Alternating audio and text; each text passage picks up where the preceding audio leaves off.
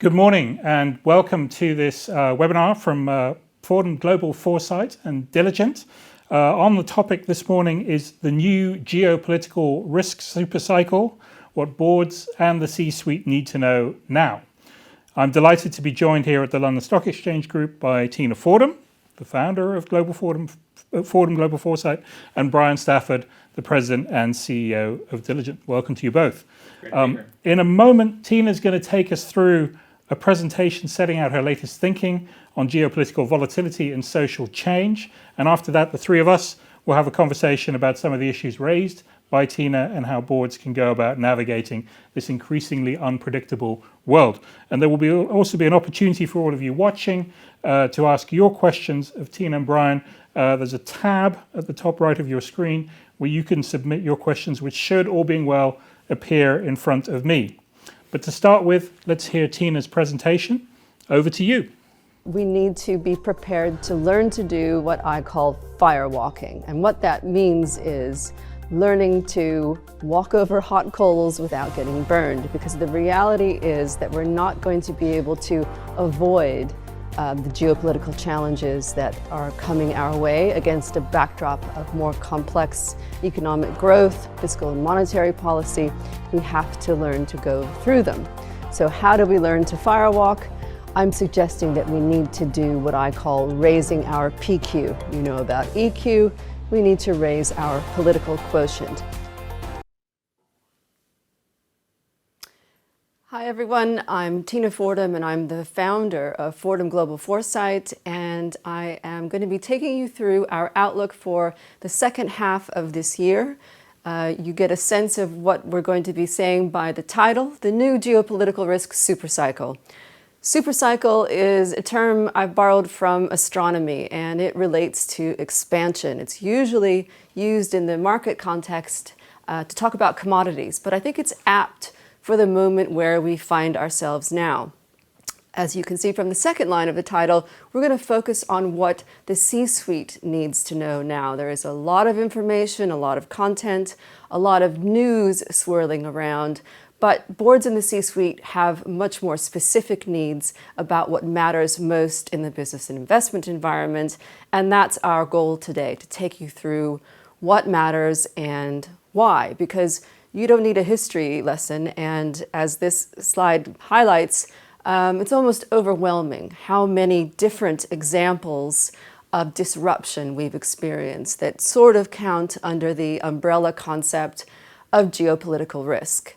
Now, some of what we talk about when we mean geopolitical risk is really news flow, and it's important not to get that confused, signal versus the noise. Lots of investment research this year used the term polycrisis, suggesting that there are so many intersecting points of this crisis that you couldn't disentangle them. Very popular in the management lexicon also to use the military term VUCA, volatility, uncertainty, complexity, and ambiguity.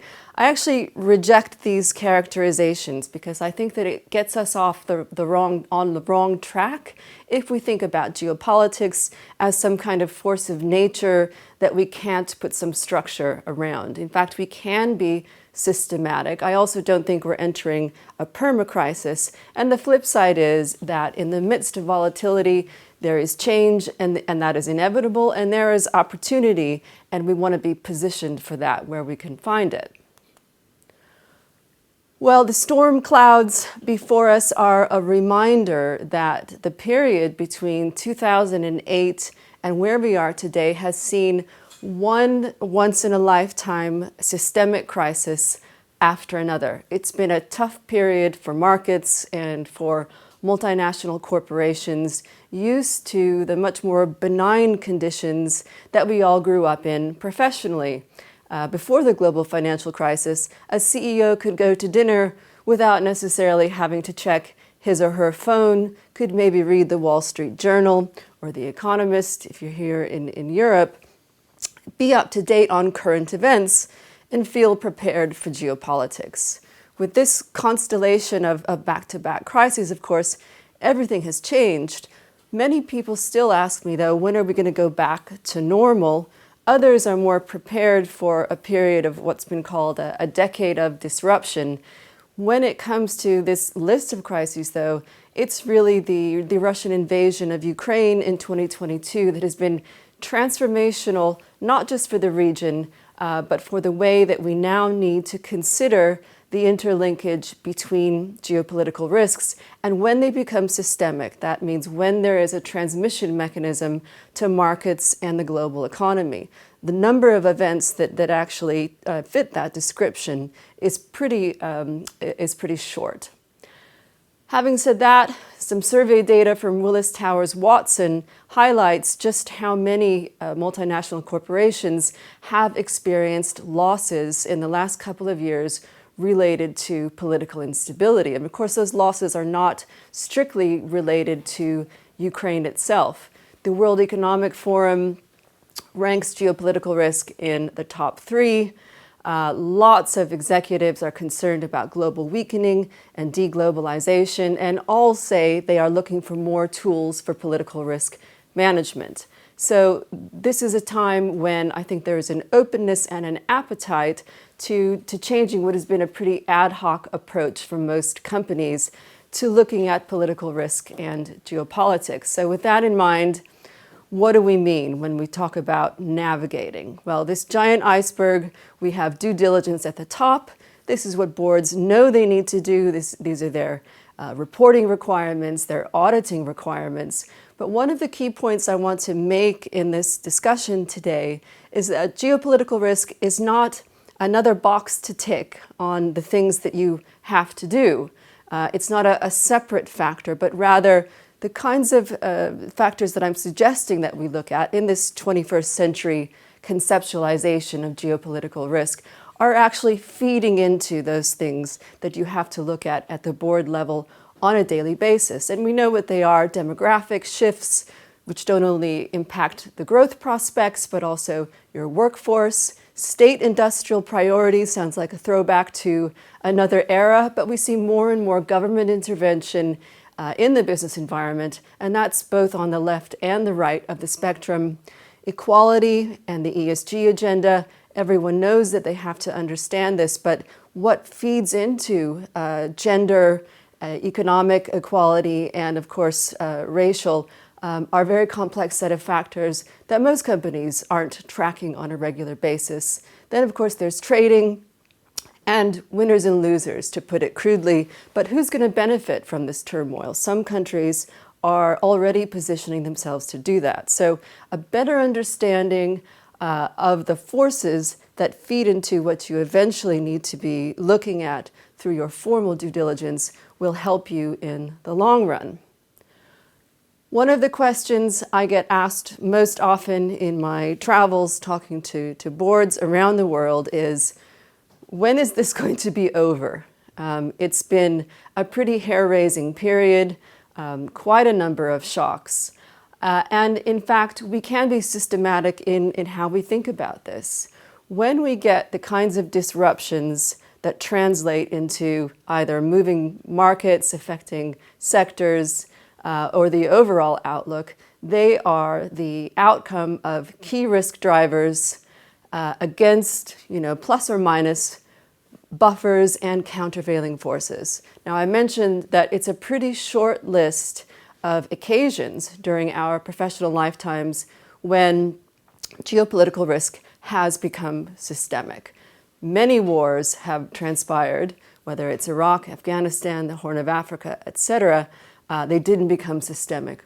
What was different about Ukraine is that it fed through to energy prices and to food prices, as well as produced a growth shock. And so understanding those dynamics is really key. And unsurprisingly, most of us haven't had that kind of practical experience.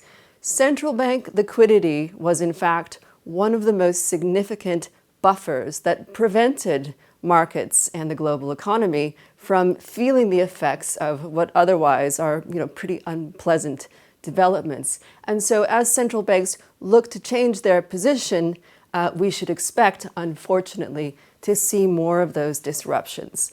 I'll write more about this going forward, but also the risk drivers are also more active than we're used to, whether that's frozen conflicts thawing, higher expectations that people have from government translating into social unrest, and reversals in living standards. So this is the not good news part. However, it's accurate. And what we want is for our minds to be prepared. Sometimes people say, well, that was depressing. And I always get a little bit offended because I've just told you what to expect.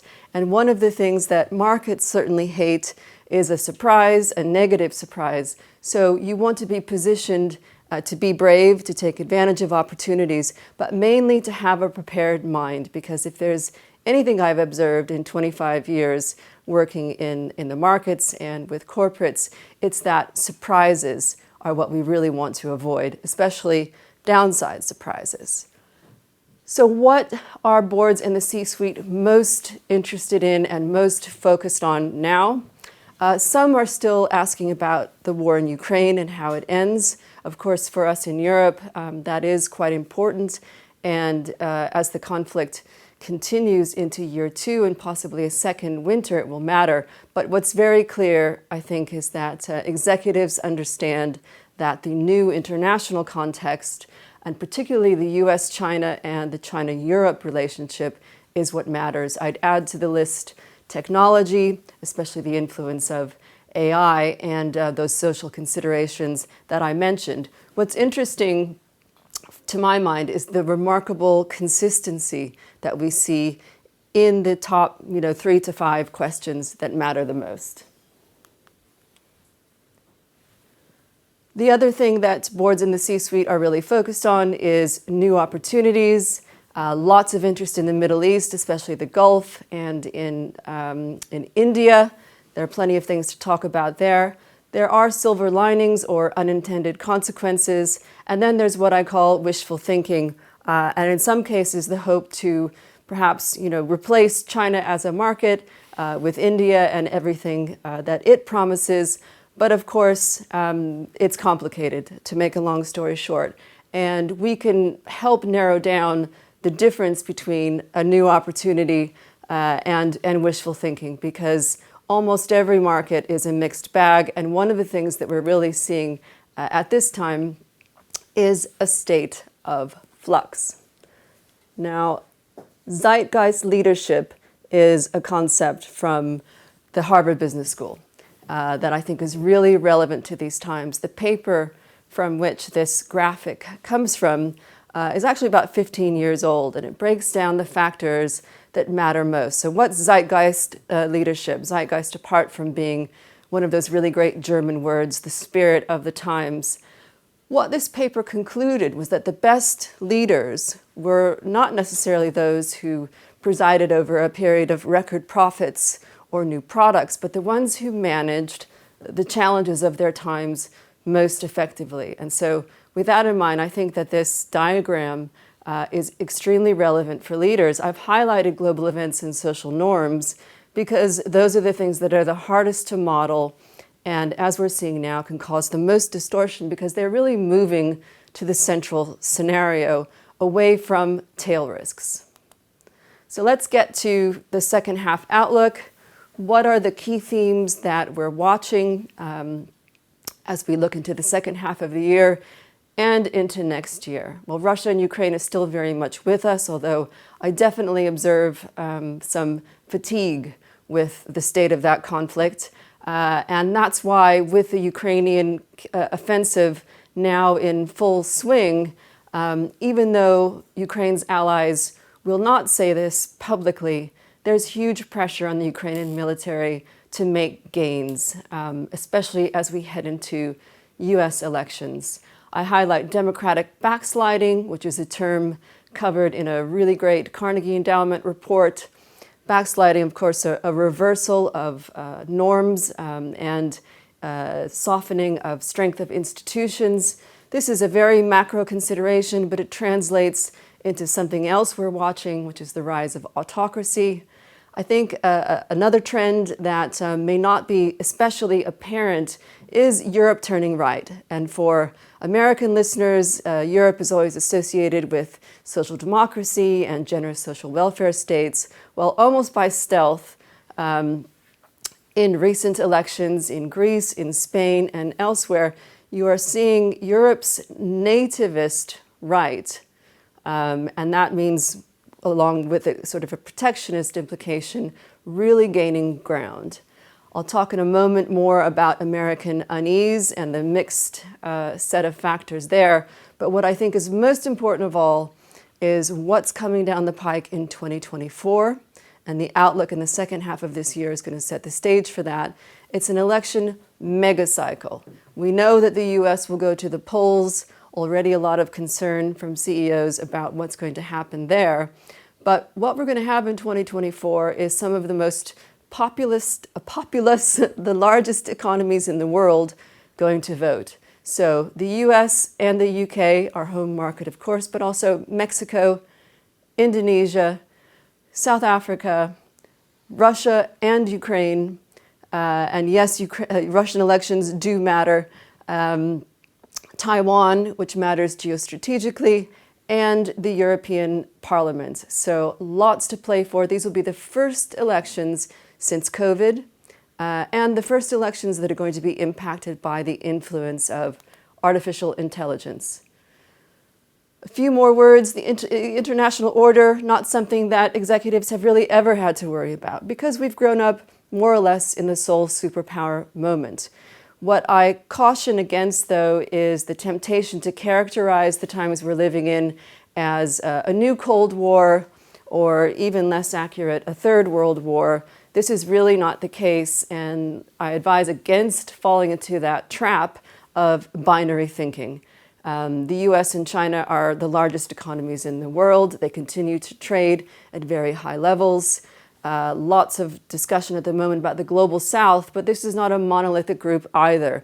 India has its own tensions with China, quite significant. They share a border. Most countries really want to hedge their bets. They don't want to have to choose between either the US or China.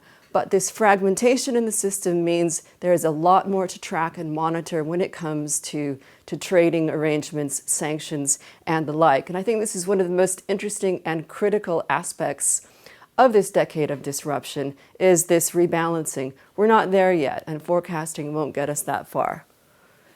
Share of the world's population living in authoritarian regimes, no, it's not your imagination, has risen to 72%. From 46% in 2012. And a lot of that's new democracies that have gone backwards on the backsliding point. It was fashionable for a time to talk about how authoritarian regimes were easier to do business in, but I disagree there too. They're personalized, they tend to be erratic, and they do things like appoint their son-in-laws to become finance minister. So this is something for businesses to be quite sensitive to.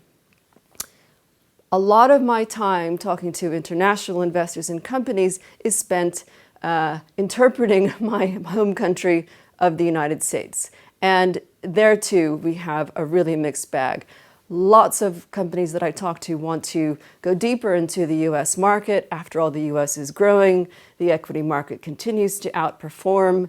The US is exceptional in many ways, but by a number of big indicators, if I were looking at the US as an emerging market, for example, I'd be quite worried. And those are things like life expectancy going to reverse. The first developed country in history to see life expectancy go into reverse is the United States. Also maternal mortality, and concerns about the justice system are a big issue. Low trust. Americans have some of the lowest trust in their institutions of anybody in developed economies. So I would argue that this is actually quite a complex environment, especially if you are in the United States. Fantastic beasts of risk. The number one most popular question I'm asked is, what are the black swans we should be thinking of? Then we have the gray rhinos. These are apparently wildebeests which charge at you. I also like to talk about dogs that didn't bark. What does that mean? It's from Sherlock Holmes. An example of a dog that didn't bark is the China reopening trade. What happened to that? It very much did not materialize. And on the plus side, we also have not seen, and we might be able to avoid, it looks like, a US recession and even a UK recession. Instead of thinking about these wild animals and where to find them, I'm going to say something that isn't very sexy, but I think much more explanatory, and that is that most of the genuine risks that will matter the most to companies' downsides are in fact in plain sight. You don't need a special tool for them. I'm going to close with our idea of PQ. You've heard about, obviously, IQ. You know about EQ. PQ is your political quotient. You may be relieved to hear that I don't think that investors and leaders need to become more expert at politics or necessarily do more reading, but you do need to review your cognitive biases.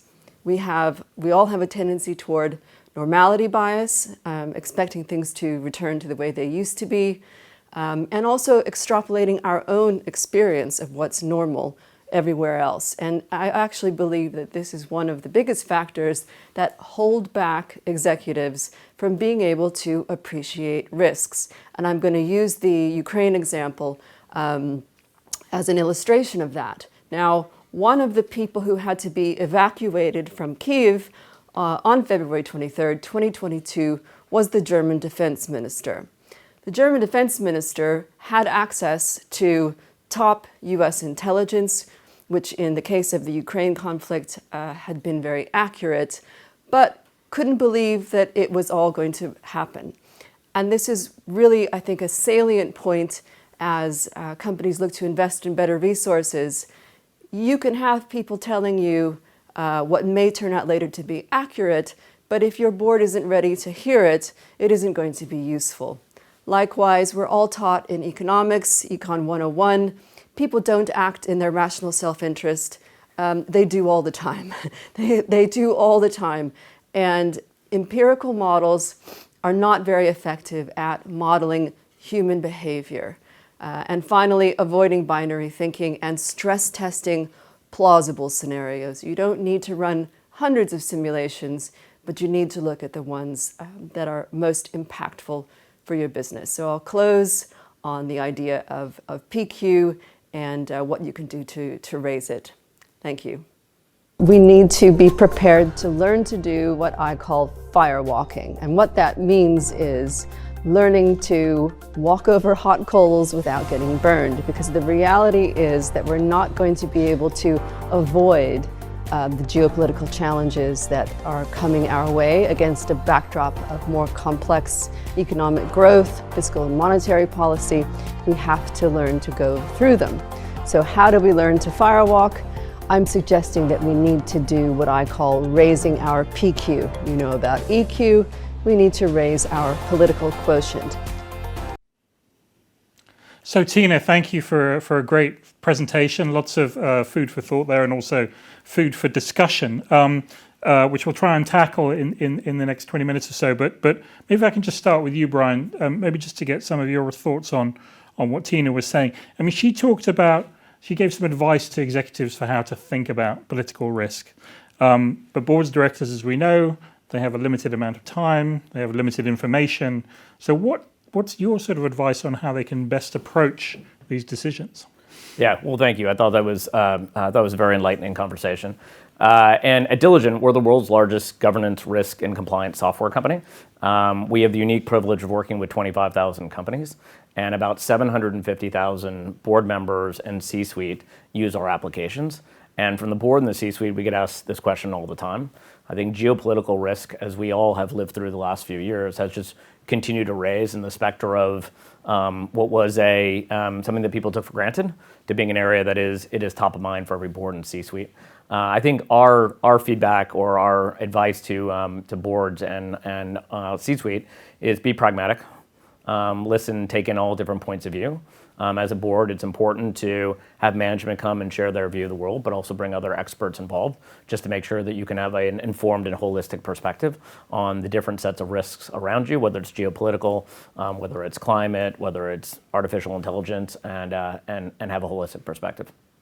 And you need those people on the board already, or you need to actually go out and seek sort of different voices? It's a very good question. Board composition is one of the areas that we get talked about, that it's spoken about quite often. I think there are different points of view where, with respect to what level of expertise you need to have on your board versus bringing in outsiders. Most boards are huge proponents of diversity. And when I say diversity, I mean diversity of thinking, diversity of points of view. If you operate as a global business, you should have people on your board who have different experience in different parts around the world. You should be able to fill out a diverse set of experiences on your board, age, et cetera. I think some boards will lean into the fact that they need to add specific expertise to their board, but many other boards will say, we need to make sure that we have the right smart people with a global perspective, but then we bring in the right experts to actually help to inform our thinking as well as management's thinking. Right.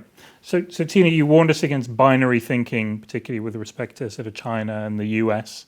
But there is this idea, which is quite gaining a lot of traction, that sort of national security now trumps previous considerations like free trade and sort of corporate efficiency. I think that Rachel Reeves, the UK Labour Party shadow chancellor, calls it securonomics, which is a sort of tortured phrase. Is it? I mean, how useful is it to think about the new world that we're in these terms? I think what you've just described is actually what Washington would like to happen, and this is very much the White House's vision that it hopes its allies and partners will adopt. Biden's Inflation Reduction Act is an example of the kind of state industrial policy that we've talked about. It may end up being a phenomenally transformational policy on the U.S. side, but what we are seeing, I think, undoubtedly, is a real shift away from efficiency models to resilience models, and that, of course, is all in the implementation. But if we think about the European manifestation of this policy, it was Angela Merkel and the peace through commerce, which is a literal translation of a phrase used in Germany, and why Germany, built Nord Stream 2 against the objections of many people. I myself cautioned against this, thinking that it would ensure the peace to force Europe to be dependent upon Russian gas supplies. Now that has spectacularly backfired. So I mentioned this is what Washington would like to have happen. I don't think US allies are going to necessarily fall in line. We've seen very mixed responses so far to China. On the other hand, I think if you look at what's happening in the private sector, Sequoia Capital moving out of China, a lot of companies on an anecdotal level are having difficulty doing business there. Of course, China hawks are, it's one of the few areas of US policy that's popular, but again, they're going to be beneficiaries of this kind of end of such a strong bet on China, but it isn't going to be a fast shift. No, and also, I guess, Brian, we're also seeing sort of pushback from some big companies, CEOs going and making sort of high-profile visits to China. People sort of warning about the risks of trying to decouple from China. So, how do your clients sort of think about this issue? I think Tina's point around resiliency versus efficiency really resonates. The conversation going on around so many C-suite and board is, as opposed to how do I optimize for cost, how do I make sure that I build enough buffer within my system for resiliency? The norms that we took for granted 2 years ago, 4 years ago, are no longer things that we within the private sector can take for granted. And so I think making sure people who build in extra backstops, extra redundancy, even if it does come with a increase in cost, I think again resiliency is the theme. Yeah. So a question about data, because we're obviously operating in a world where we have more information at our disposal than ever before. And so I guess in theory, this should help us to be better informed and make better decisions, but it doesn't always seem to work that way. I mean, people are also being swamped by information. So how do leaders and boards sort of balance that? I think it's incredibly difficult. We operate in a world, as you mentioned, where there's more and more and more data that comes at us. But your ability to decipher signal from noise just gets tougher with more and more data. I think in the same vein, whether you're the CEO, the CFO, or a board member, the scope of responsibilities has extended quite materially over the course of the last 4 years as well. And so now you have to consume broader data from broader sources. I think ultimately the companies that do the best job of it is making sure that they have the right team, they have the right experts to help to actually distill from the data what really matters. And I think the reality is, even if our organizations are forced to be responsible for an increasing number of factors, making sure that you determine what the right information is, and so management can actually surface it up to make the right decisions, and the board can ask the right questions, I think is more important than ever. This is, devilishly difficult task. And in my 20 years in investment banking, I was constantly asked, can you devise a model, particularly for trading, that will, help anticipate political risk? And I have done this in a previous incarnation as well. And this is where I think we need to understand what our exam question is. So what do we mean when we talk about geopolitical risk? Do we mean a war over territory? Do we mean a military coup? We don't have as many of those as we used to, but they happen. Is it a cross-border conflict? Is it civil unrest? Is it endemic corruption? And I feel like one of the reasons why I founded this company, in fact, was because I feel that there is an opportunity here. A lot of people concentrating on what Nate Silver calls the signal and the noise. Philip Tetlock talks about super forecasting, but they tend to be looking at very narrow outcomes based on a ton of data, looking for a small amount of signal. And the sort of phenomenon that I'm looking at, and I'm trained to look at outliers and nonlinearities, so a much smaller data set is really patterns. And that's less robust econometrically, but this is where I think we can add some value to the conversation. The thing I would build on is, how do you determine, the signal through the noise? And I think the most successful companies do it by determining what specific things actually matter to your strategy. And there are other things that exist around the world, there's other noise that exists, but prioritization and focusing on what are the things that really help you implement or help you de-risk your strategy is the only way to boil things down to the few most important things and decisions that need to be made. So one thing that comes up a lot in these discussions is people talk about scenario planning, right? I remember the chairman of a big bank saying to me sort of a couple of months after the invasion of Ukraine, we no longer do forecasts, we just do scenario planning, and you have to look at the range of possibilities. But how do you actually, as a board, how do you do that? Because you still have to figure out which scenario you think is the most likely and sort of plan accordingly. So is that a helpful way of trying to approach the topic? I don't see much of that happening, I have to say. I mean, I've done a little bit of survey research into our client base. Brian, tell me what you hear, but it is still pretty ad hoc approach. Occasional, you get a former general or a former diplomat, maybe former prime minister, if you really want to throw some money at it. But that too is an ad hoc and a backward-looking approach, and that gets to the challenge of being forward-looking and focusing on the right factors, as Brian said. I think it's easier to de-risk your supply chain.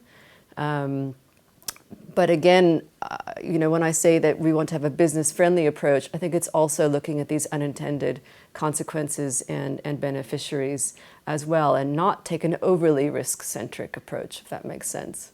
I would say two things. I would say we do see an increase in the number of tabletop exercises or scenario planning, especially around risks that boards and management have become to get, I wouldn't say more comfortable with, but are more persistent, like areas like cyber.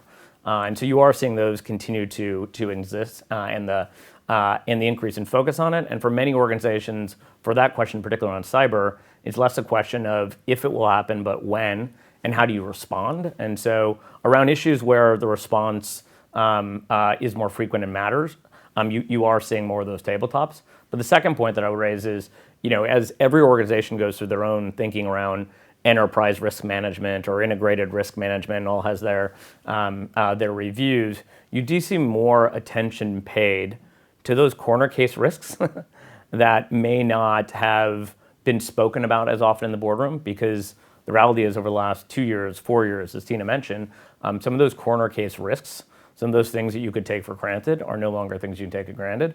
So now you will see more questions from board on challenging what were to happen if China were to invade Taiwan, and how would that impact? Now, that doesn't apply for every company in the same way. Like I said, it's got to tie back to your strategy, but you're seeing some of those things that used to be viewed as corner case bubble up to discussion, and again, bringing in the right partners to help you assess.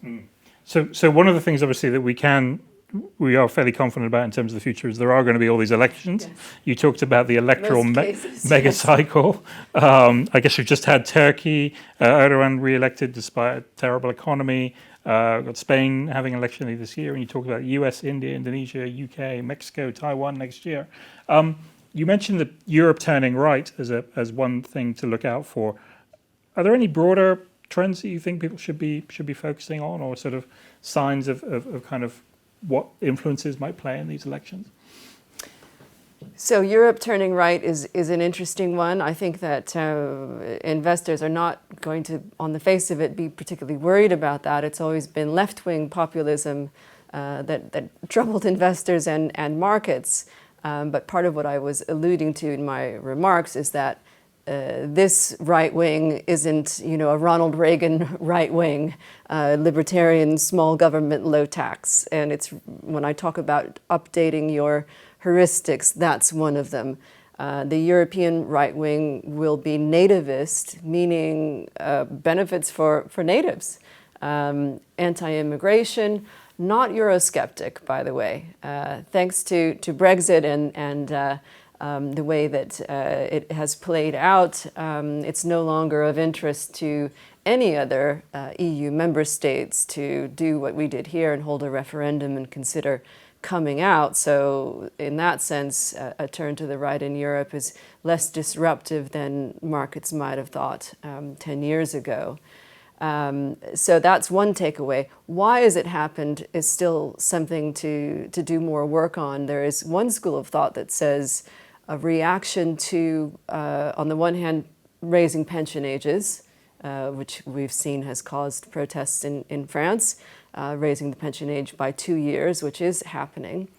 That's going to be the case everywhere in Europe as populations age and the demographic pyramid shrinks, and it's a real lightning rod for civil unrest. But the other factor that may be driving this shift could actually be a reaction to green policies.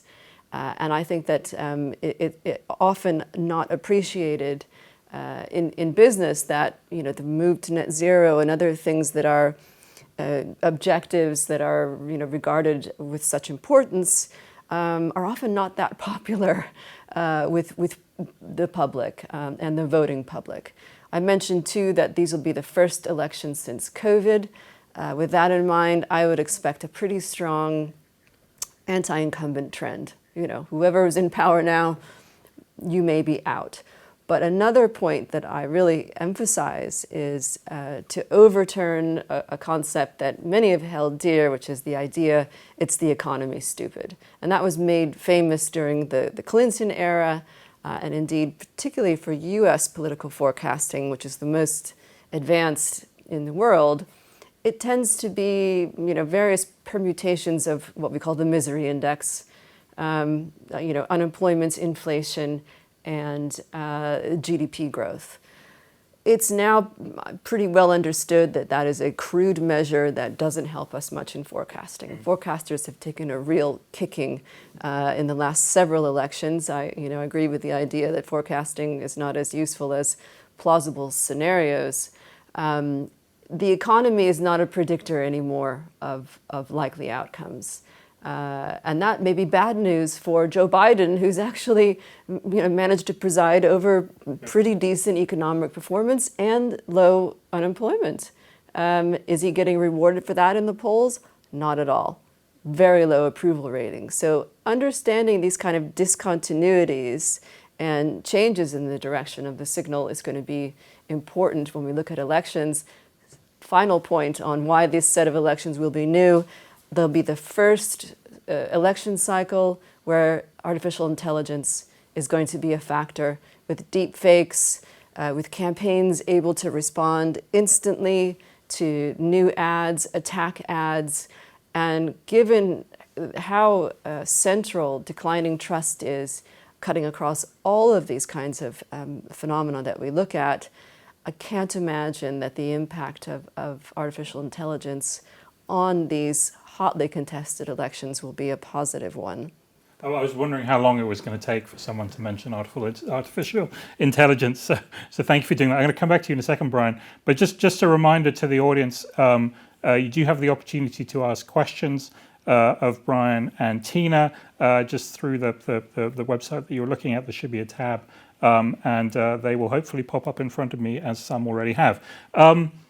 Brian, so on artificial intelligence, I gather you're a bit more of an optimist. Tell us why we can both be right.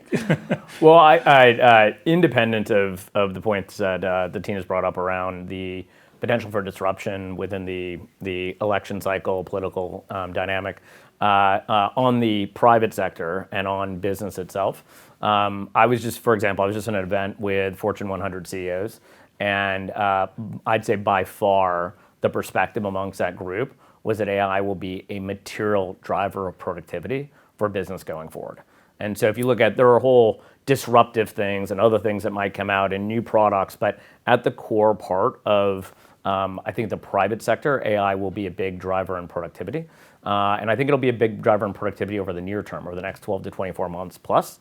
I do believe that some of these things are overhyped in the near term, but underhyped in the long term, and I think AI will follow that. But if you look across most of the private sector, AI will be a material driver in productivity. But then I guess the question becomes, how are those gains distributed? Well, if past is prologue, then distribution beyond the creators, as we like to call them in California, is unlikely to be very equitable. There's no question, though, that this is a huge opportunity, and you can see from recent equity market performance that that this is the great hope. Coming from productivity gains from AI. And, we saw the advent of the internet as well.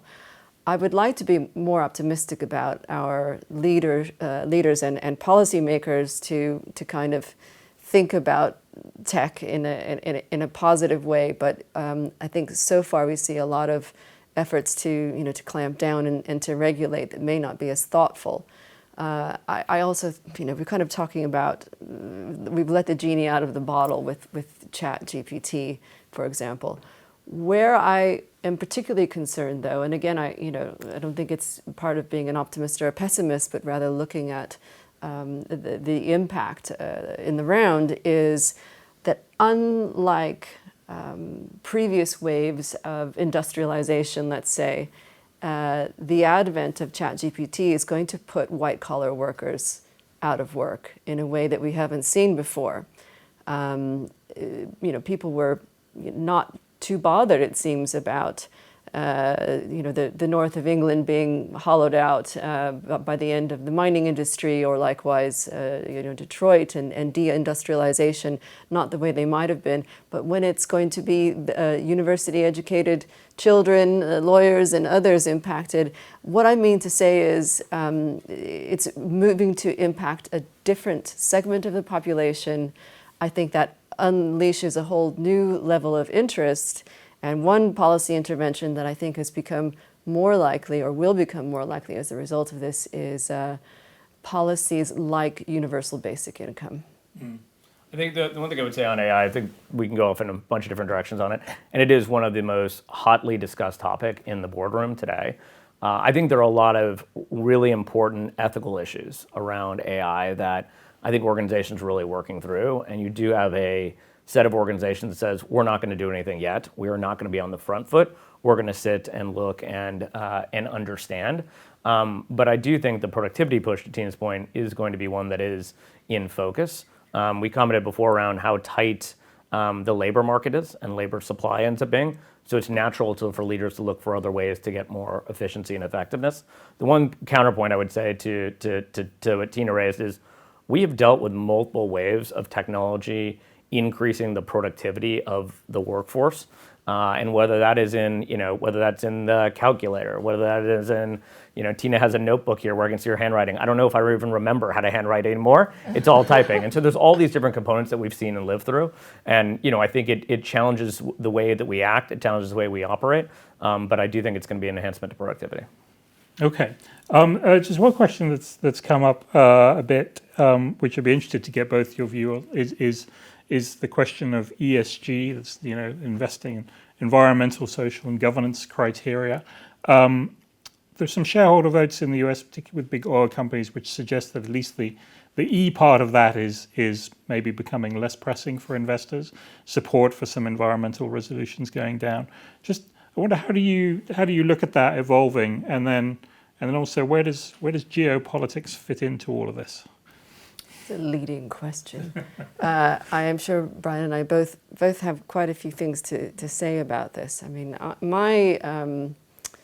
my own sort of research when it comes to the ESG agenda is very much on the S side. I was an advisor to the United Nations on women's economic empowerment. Did a lot of work looking at the sort of potential for bottom lines in the economy, for removing barriers to entry for women. I do less work on the E side of things. And then, of course, the G, governance.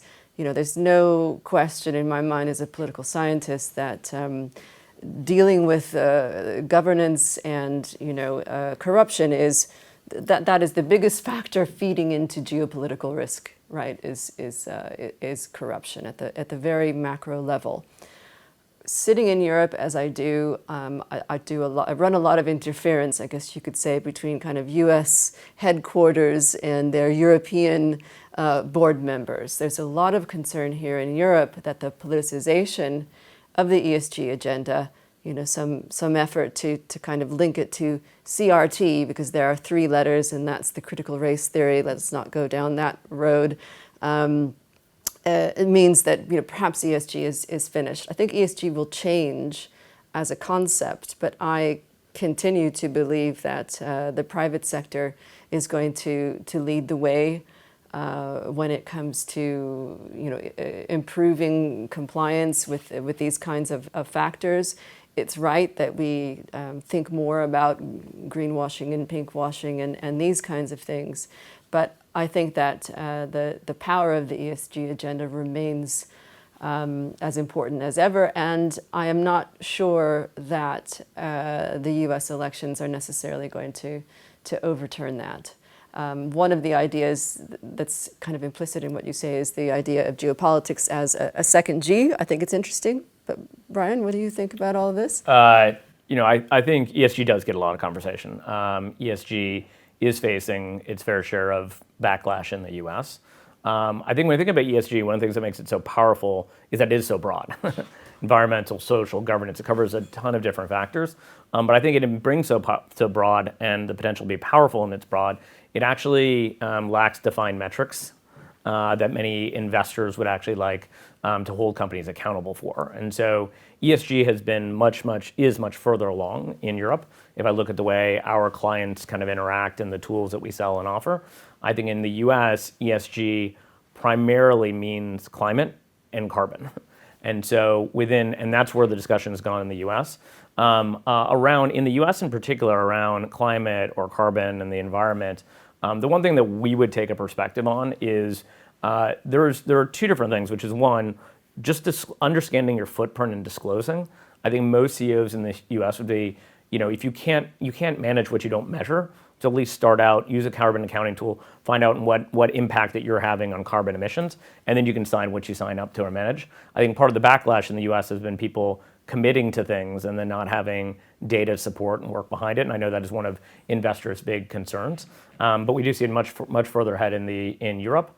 The companies that I think do the best job of it are the ones who tie different components of ESG to their strategy, just like we were talking signal through noise.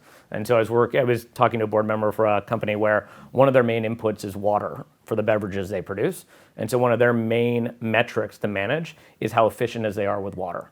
because that actually helps to ultimately create the supply of water for other people, but also decrease their costs and their efficiency. And that's one where doing good is also good for business. And I think that's where you can find the union, wherever you can tie that directly back to your strategy, is where we have see companies having the most impact. In the US, though, the one last point I would say is whatever backlash that you see or you might hear publicly, the reality is your employees and many times your customers, as well as potentially your shareholders, they like to work for and buy products from organizations they share the same values with. And so I think you are going through a new range of disclosures in the US of a whole set of non-financial metrics, because whether you're an investor, you care about it, whether you're an employer and you want to work for a company whether you're an employee and want to work for a company that shares the same values, and there are many customers who are willing to say, I will pay a different price or buy a different good because I want to buy from a company where we share the same values, and we're seeing more of that. So I think there are a broader set of factors than just political that will continue to push ESG forward within the United States. I totally agree. I mean, and again, I see this anecdotally often. I'll be in a group of, for example, partners, 300 people, but they'll be between ages of 40 and 65. The expectations, shall we say, and the demands of the 40-year-old partners is very different from 65, and the life experience. And a lot of what I've been trying to help with, for example, is to bring in some public opinion data that says, to Brian's point, this isn't just a flash in the pan. This is what your clients want, your customers as well as your employees. And there is an interesting evolution of social attitudes, even in the United States, which is, let's be clear, an outlier amongst the developed markets when it comes to environment, for example, and others that does not follow the political spectrum. But if we just zoom in a bit on the environmental aspect of this, in particular, linking it back to the geopolitical question. I mean, obviously, there is also something of a tension there. I mean, on the one hand, you say, well, the Germans made a big mistake depending on Russian gas, and so there's been a big shift and a recognition of being more resilient in terms of your energy supplies. But at the same time, if you're installing lots of solar panels, most of those are coming from China. If you're shifting to electric vehicles, you need batteries, which are materials are coming from various parts of the world. So I just wonder, sort of, are those two objectives do they come into conflict at some point? Do people have to say, well, we have to choose between self-sufficiency and the energy transition, or do you think they work alongside each other? I think an awful lot happens by circumstance, and so when we think about a silver lining, if it's possible to say, about the war in Ukraine, Russia's invasion, it has been that against all of the odds and all of the economists' expectations, that Europe managed to effectively replace its dependence upon Russian energy supplies in one winter. It was expensive, but remember, many economists predicted that there would be huge negative impact on GDP growth. And there was a paper that came out actually from a German think tank that said not even a recession. And so I think whether it's COVID and the way that workplaces responded to an unthinkable crisis or this war, these big events also tend to force changes, and in a much faster trajectory than compliance and evolution and more incremental approaches will. I mean, I think the reason we're having this discussion is because even around climate in particular, the shift to new forms of energy, if it was more available, cheaper, and easier, we wouldn't be having some of these debates. But ultimately, these require real trade-offs, and whether it's trade-offs from economies, whether it's trade-off from companies, different prioritization and how it's doing. And so, I think that's the reason that it focuses and why you have the debate that exists that either within organizations, but within countries we operate. Yeah. Okay, we've got a few minutes left. I just want to get you both on one question. Just coming back to something you said at the beginning or in your presentation, Tina, was this idea of sort of a lot of the risks are hiding in plain sight. And I mean, I guess one of the classic example is Vladimir Putin announced several times that he thought Ukraine was part of Russia and that, not a real country. Exactly. Yes. This should happen at some point, and yet people didn't take it seriously. So if I can just get you both, pin you down, what would you say? What other sort of things that are out there that we can identify now, would you say people are currently underestimating? Well, I can go first, and it's China's reunification with Taiwan. China has been very clear that this is going to happen. Whether it happens by force and in a kind of a sudden military maneuver is one thing, but China has made this very clear, and yet so many executives that I speak to say, I can't believe they would do that. It would be so disruptive. Of course, the anticipation of China potentially, moving sooner rather than later to unify with Taiwan has also brought about a lot more security presence, working with U.S. allies in the region, and this is for deterrence, in the hopes that it never happens. That's the whole idea behind deterrence policy. But every company should be taking seriously the potential for militarized, confrontation between China, Taiwan, and possibly international players in the next 5 years. And these are material risks. Another big point about the PQ approach says it is now wrong to consider plausible scenarios as tail risks. If they are material risks, and so with that in mind, you've got to stress test those scenarios. Okay, last word to you, Brian. I will say, as a CEO and board member, I think trying to understand and determine which risk will actually happen is less of the focus, I think, and it's more on the theme that we discussed at the beginning, which is, I think it is resiliency over efficiency. And so ultimately, you as a board need to be able to ask the right questions. As a CEO or CFO needs to be able to say, what are the things that matter most to me, and how do I build in some element of resiliency across the organization and team? And then if you go back to even the area of AI, if you need to build in more resiliency, but you also have to look at efficiency, you're going to find other ways to balance out, those equations as you look to make good on the commitments you make to all of your stakeholders. Right. That's a very elegant way of avoiding my question. Well done. Thank you. So I'm afraid that's all we have time for. I just want to say thank you to our speakers, Tina Fordham and Brian Stafford. Thank you to the London Stock Exchange for hosting us here this morning. And thanks to all of you for tuning in. Have a good rest of the day.